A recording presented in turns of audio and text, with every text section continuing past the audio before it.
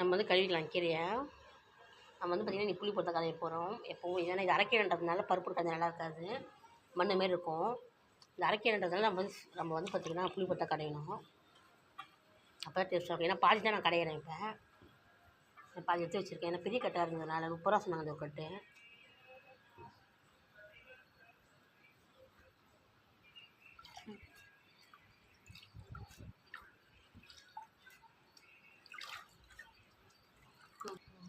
நம்ம வந்து பார்த்திங்கன்னா நம்ம கட்டு போட்டுக்கலாம். இல்லை கீரை வந்து மண் நிறைய இருக்குன்றதுனால நிறைய தடவை அலசணும். அப்போ தான் நல்லாயிருக்கும்.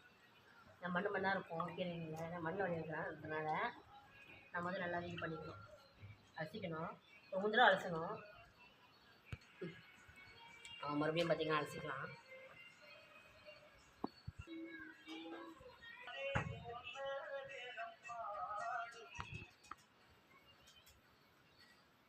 நம்ம பார்த்திங்கன்னா இப்போ தக்காளி போட்டுக்கலாம்.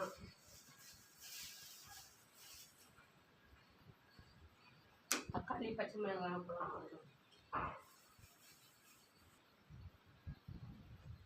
நம்ம பார்த்திங்கன்னா இப்போ ஒரு தக்காளி போட்டுக்கலாம். தக்காளி வந்து வெட்டி வச்சுருக்கோம், அதை போட்டுப்போம். அப்புறமா பச்சை மிளகாய் ஒரு 3 போட்டுக்கலாம்.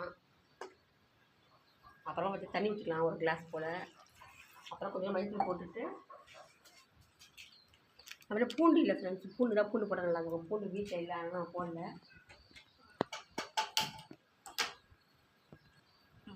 நான் உங்களுக்கு மூடி வச்சுட்டு 2 நிமிஷம் வந்து காட்டுறேன்.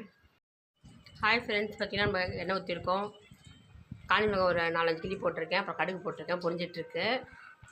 அதுக்குள்ளே பார்த்திங்கன்னா நான் கடைஞ்சிட்டேன். பார்த்துங்க, வேக வச்சுட்டு புளி போட்டு கடைஞ்சிட்டேன்.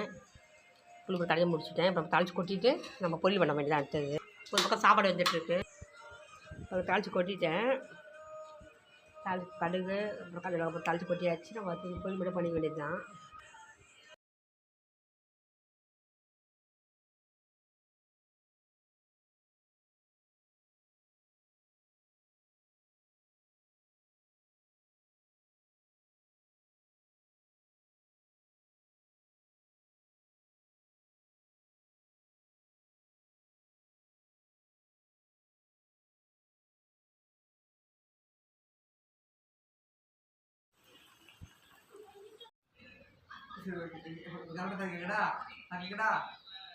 அம்மா நீங்க பாருங்க, அந்த சொல்ல போகுது என்ன ஜோர் மாதிரி உதான் கேட்குறேன்.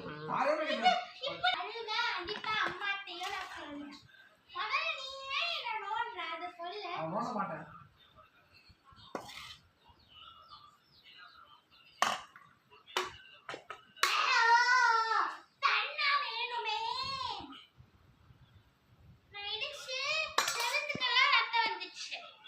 அப்படியா?